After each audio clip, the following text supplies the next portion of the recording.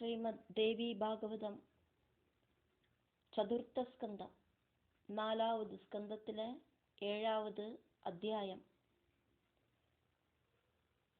இதுக்கு முன்னாலത്തെ അധ്യായത്തിലെ നരനാരായണ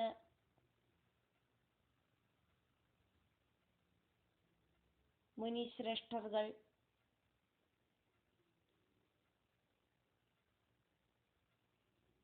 தேவேந்திரன் அனுப்பிவிட்ட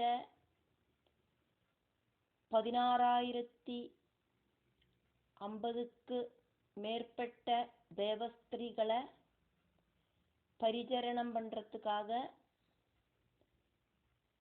நரநாராயண ரிஷிகள் 16,050க்கு மேற்பட்ட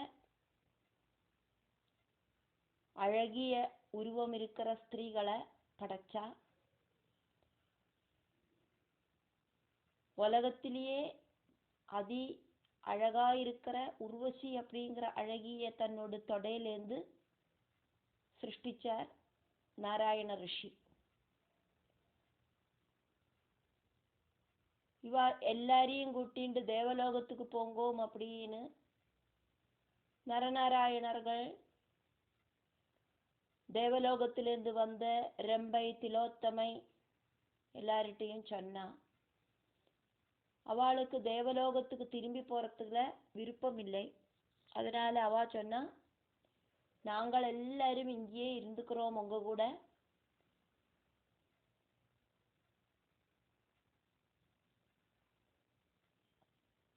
எங்களுக்கு பதிலாக நீங்கள் படைச்ச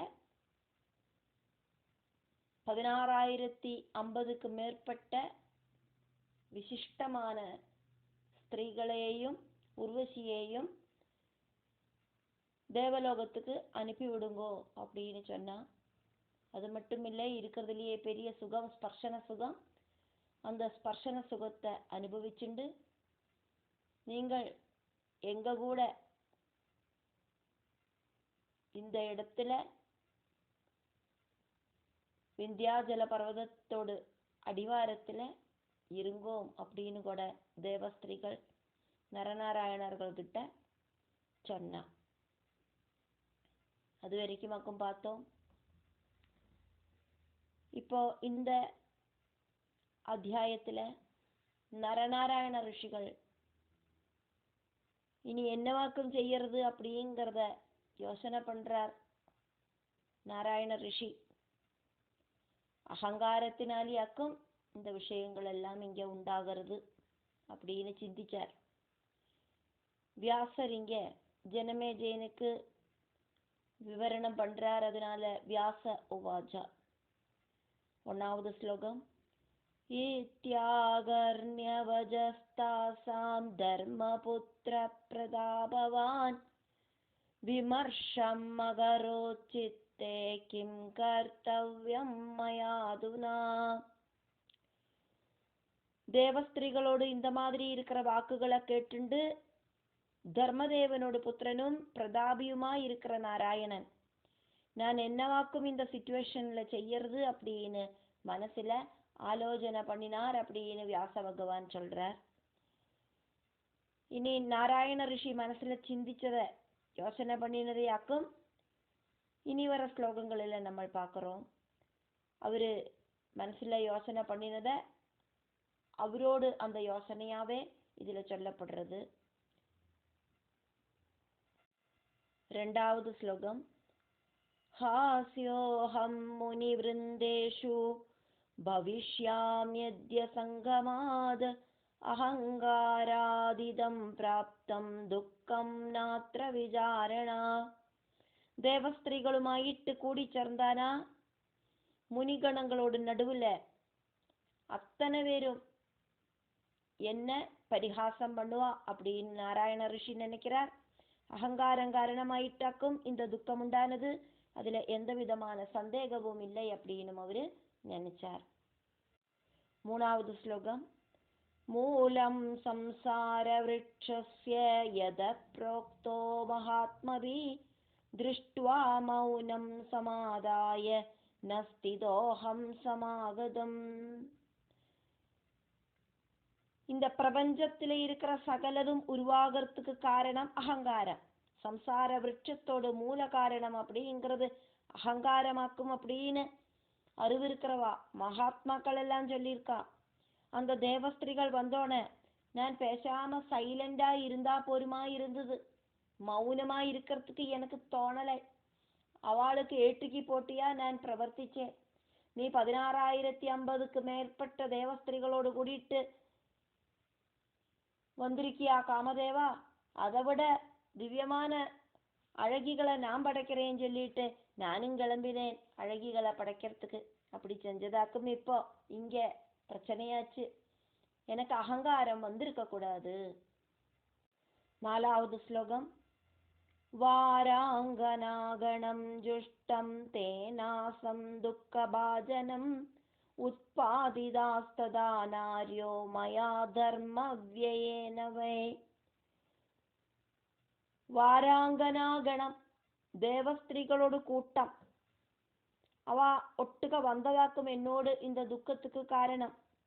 அது மட்டுமில்லை, என்னோடு தர்மமும் தபசும் எல்லாம் நஷ்டமாச்சு. தபோபலத்தால அழகான ஸ்திரீகளை படைக்கவும் செஞ்சேன். கஷ்டம். 5வது ஸ்லோகம். தாஸ்து மாம் பாதிதும் விருத்தா காமார்த்தா பிரமதோத்தமா ஊர்ணனாபிரிவாத்யாஹம் ஜாலேன ஸ்வகிருதேன வை. சொர்க்கத்திலேந்து வந்த தேவஸ்திரிகள் காமபாவத்தோடு கூடிட்டு என்ன இன்ஃப்ளூயன்ஸ் பண்றதுக்கு ஆரம்பிச்சிருக்கா. நான் இப்போ செலந்தி வலையுண்டாக்கி அதுக்குள்ள மாட்டின்னு இருக்கிற மாதிரி நான் இப்போ மாட்டின்னு இருக்கேன் இந்த தேவஸ்திரிகள் கிட்ட. என்ன பண்றதப்பா இனி அப்படின்னு நாராயண ரிஷி யோசிக்கிறார். 6வது ஸ்லோகம். பத்தோஸ்மி சுத்ருடேனாத்ர கிம் கர்த்தவ்யமத பரம் யதி சிந்தாம் சமுத்ஸ்ருஜ்ய சந்தியஜாம்யபலா இமா. திருடமாயிட்டு கட்டி போடப்பட்டிருக்கேன் நான் இப்போ. இனியும் எனக்கு என்னவாக்கம் செய்யறதுக்கு சாதிக்கும்? ஒன்னும் யோசனை பண்ணாதக்கி இந்த ஸ்திரீகளை எல்லாம் நான் உபேட்சிக்கிறேன் அப்படின்னாக்கா இவா என்ன பண்ணுவாளோ அப்படின்னு நாராயண ரிஷி சிந்தனை பண்றா. இவா இனி என்ன பண்ணுவா? இவாளை நான் உபேட்சிச்சேன் அப்படின்னாக்கா. 7வது ஸ்லோகம். சப்த்வா பிரஷ்டா விரஜிஷ்யந்தி சர்வா பக்ன மனோரதா முக்தோஹம் சஞ்சரிஷ்யாமி விஜனே பரமம் தபா. சபிப்பா அவளோட ஆசைகளுக்கு பங்கம் வந்துட்டு அவளுக்கு நினைச்சது நடக்காம போனோன அவளுக்கு சங்கடம் வரும். அது மட்டும் இல்லை, தேவலோகத்திலேருந்து அவ வந்து இப்ப என்ன போரும் இனி தேவலோகத்துக்கு போகமாட்டேன் அப்படின்னு உட்கார்ந்துட்டு இருக்கா. இங்க நரனும் நாராயணனும் ஒரு சக்தி தான். அதனால நாராயண ரிஷி சுயமா சிந்திக்கிறத இங்க நாராயண ரிஷி சிந்திக்கிறதாயிட்டே சொல்லப்பட்டிருக்கு. நரனுக்கும் நாராயண ரிஷிக்கும் வித்தியாசம் இல்லை. அதனாலேயாக்கும் சிங்கிள் ஆயிட்டு இங்க யோசனை பண்றதாயிட்டு நம்ம பார்த்துட்டு இருக்கோம். இப்போ இவா சொன்னதை நான் கேட்கலை அப்படின்னு நினைக்கா என்ன சபிப்பா. அதே மாதிரி ஆசைகள் நிறைவேறலை அப்படின்னு நினைச்சு எல்லாரும் திரும்பி போய்ப்பா. தன்னந்தனியா ஒரு இடத்துல போய் உக்காந்துட்டு எனக்கு சுதந்திரமா தபசுல முழுகவும் செய்யலாம் அப்படின்னு நாராயண ரிஷி யோசனை பண்றார். 8வது ஸ்லோகத்துல 1வது லைன் நாராயண ரிஷி சிந்தனை பண்ற மாதிரியும் 2வது லைன் வியாசர் அவரோடு அந்த வர்ணனைய கண்டினியூ பண்றதாயிட்டாக்கும் பார்க்கிறோம். அதனால 8வது ஸ்லோகத்துல முதல் லைன் தஸ்மாத் குரோதம் சமுத்பாத்ய த்யக்ஷ்யாமி சுந்தரி கணம். அதனால கோபிச்சு இந்த சுந்தரி கணங்களை எல்லாம் உபேட்சிக்கலாம். தேவலோகத்து அழகிகளை எல்லாம் திரும்பி போ அப்படின்னு சொல்லிடலாம் அப்படின்னு நாராயண ரிஷி யோசிச்சார். வியாச உவாஜா. എന്നിട്ട് வியாசர் இங்க எக்ஸ்பிளைன் பண்றார். 8வது ஸ்லோகத்துல 2வது லைன்.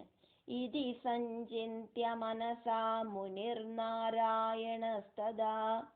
இப்படி மனசுல நினைச்சு நம்ம சிந்தனை பண்ணி உறப்பிச்ச நாராயண ரிஷி மறுபடியும் அப்படின்னு சொல்றதுக்கு ஆரம்பிக்கிறார். 9வது ஸ்லோகம். விமர்ஷமகரோச்சித்தே சுகோத்பாதன சாதனே திதியோயம் மகாசத்ரு क्रोध சந்தாபகாரகா. நாராயண ரிஷி மறுபடியும் சுகம் அப்படிங்கிறது உண்டாகிறதுக்கான உபாயத்தை மனசுல நினைச்சார். சங்கடம் உண்டாக்குற 2வது மகா சத்ருவாக்கும் குரோதம். முதல்ல இருக்கிற சத்ரு அகங்காரம், அதனோட பலமாக்கம் இப்போ அனுபவிக்கிறேன். 2வது சத்ருவாக்கும் குரோதம் அப்படிங்கிறது. அப்படியாக்குமா நான் சுகம் உண்டாகிறதுக்கான விஷயம் என்னது அப்படின்னு சிந்திச்சார். 10வது ஸ்லோகம். காமாதத்யதிகோ லோகே லோபாதபிஜ தாருணா க்ரோதாபிபூத குருதே ஹிம்சாம் பிராணவிகாதினே. லோகத்தில காமத்தை விட லோபத்தை விட பெருசாக்கும் குரோதம். குரோதம் பாதிச்சவன் பிராணனை ஒடுக்கிற அந்த ஹிம்சையை விரக்கி செய்வன் அப்படின்னாக்கும் கேள்விப்பட்டிருக்கேன்.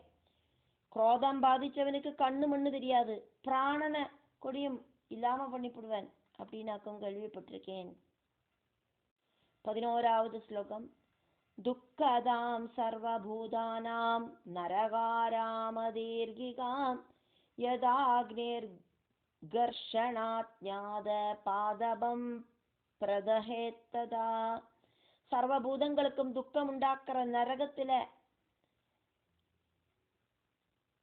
இருக்கிற உத்தியானத்துல இருக்கிற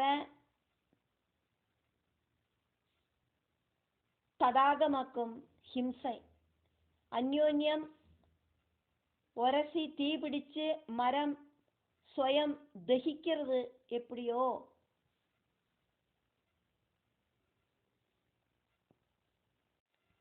பன்னெண்டாவது ஸ்லோகம். தேஹோத்பன்னஸ்ததா க்ரோதோ தேஹம் தஹதி தாருணா.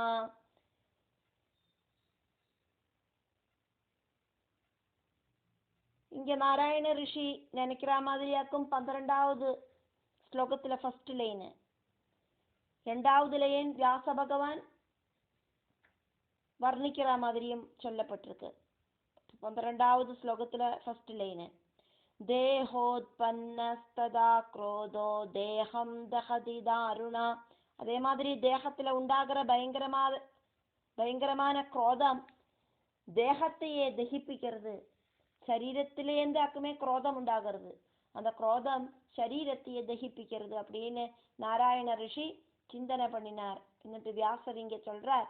இதி சஞ்சிந்தியமானம் தம் பிராதரம் தீனமானசம். இப்படி சிந்திச்சிருந்த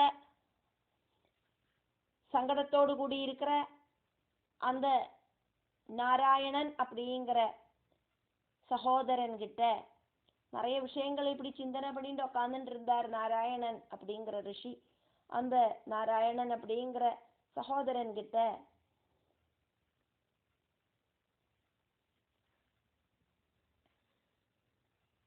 பதிமூணாவது ஸ்லோகத்துல ஃபர்ஸ்ட் லைன் வியாச பகவான் சொல்ற மாதிரியும் 2வது லைன் நாராயண ரிஷியோடு சகோதரனாயிருக்கிற நரன் நாராயண ரிஷிட்ட பேசுற மாதிரியுமாக்கும். இப்போ 13வது ஸ்லோகத்துல ஃபர்ஸ்ட் லைன். உவாஜ வஜனம் தத்யம் நரோ தர்மசுதோனுஜா. தர்மபுத்திரனும் தர்மதேவனோடு புத்திரனும் அதே மாதிரி நாராயண ரிஷியோடு தம்பியுமான நரன் ரொம்ப ரொம்ப மனசுக்கு இதமான விஷயத்த சொன்னார் நாராயணன் கிட்ட. இப்போ நரன் சொல்றத இங்க சொல்லப்படுறது. நர உவாச்சா நாராயண மகாபாகா கோபம் யச்ச மகாமதே. சிரஷ்டனாயிருக்கிற நாராயணா, சகோதரா, அண்ணா, கோபத்தை அடக்குங்கோ, உங்களுக்கு ரொம்ப புத்தி இருக்கே, அதனால அந்த புத்தியை உபயோகிச்சு கோபத்தை கண்ட்ரோல் பண்ணுங்கோ அப்படின்னு சொன்னார். ഇനി അവരോട് വാർത്തകളാക്കും ഒരു 3 ശ്ലോകം. 14ാவது ശ്ലോകം. ശാന്തം ഭാവം സമാശ്രിത്യ നാശയാഹംകൃതിം പരാം പുരാഹങ്കാരദോഷേണ തപോ നഷ്ടം കിലാവയോ. சாந்தபாவம் സ്വീകരിച്ചിട്ട് அகங்காரத்தை இல்லாம பண்ணுங்கோ. முன்னால அகங்காரம் அப்படிங்கிற தோஷம் உண்டானதாலே அக்கும் நம்மளோட தபசு நஷ்டமாச்சு, அதை யோசிச்சுக்குங்கோ. அதனால அகங்காரத்தை முதல்ல இல்லாம பண்ணுங்கோ. அதுக்கு நீங்கள் முதல்ல சொஸ்தமான அமைதியான மனசுக்கு உங்களை கொண்டு வரணும். முதல்ல மனசை அமைதிப்படுத்துங்கோ, அதுக்கப்புறமா அகங்காரத்தை இல்லாம பண்ணுங்கோ. 15ாவது ஸ்லோகம். சங்கிராமச்சாபவத்தாப்யாம் பாவாப்யாம் அசுரேணஹ திவ்யவர்ஷசஹஸ்ரம் து பிரஹ்லாதேன மகாத்புதம். ക്രോധ അഹങ്കാരങ്ങൾ ബാധിച്ചതാല അസുരനായിരിക്കുന്ന പ്രഹ്ലാദനുമായിട്ട് 1000 ദിവ്യവർഷം നമുക്ക് യുദ്ധം ചെയ്യ വേണ്ടി വന്നതേ, അത നന്ന யோசனை பண்ணுங்கோ.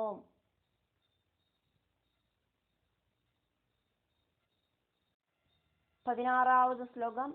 துக்கம் பகுதரம் பிராப்தம் தத்ராவாப்யாம் சுரோத்தம தஸ்மாத் க்ரோதம் பரித்யஜ்ய சாந்தோ பவ முனீஸ்வரா.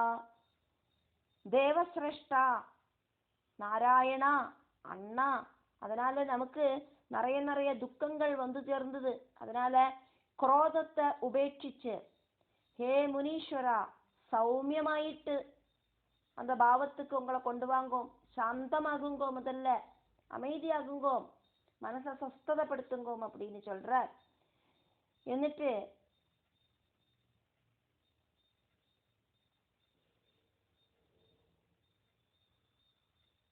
சொல்றார், சாந்தத்வம் தபசோ மூலம் முனிபி பரிகீர்த்திதம்.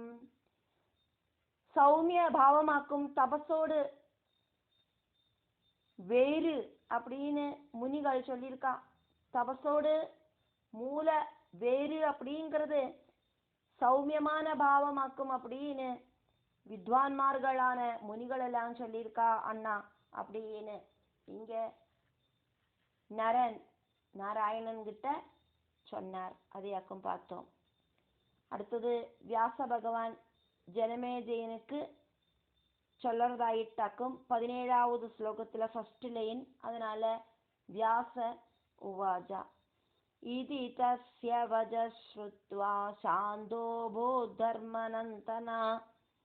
இப்படி நரன் சொன்னதை கேட்டுட்டு தர்ம புத்திரனா இருக்கிற நாராயணன் மனசை சொஸ்ததப்படுத்தினார் அப்படின்னு வியாசர் சொன்னார்.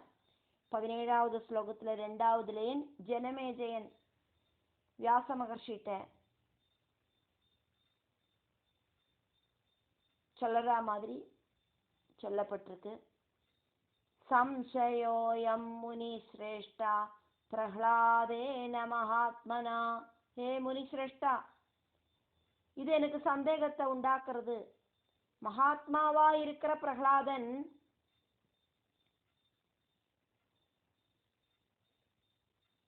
இந்த நரநாராயணர்கள் கிட்ட யுத்தம் பண்ணினா அப்படின்னு சொன்னது எனக்கு இப்ப சந்தேகத்தை உண்டாக்குறது. அதை அக்கப்ப சொல்லிட்டு வர மகாத்மாவா இருக்கிற பிரஹ்லாதன் அப்படின்னு ஜனமேஜயன் இங்க கேள்வி கேட்கிறார்.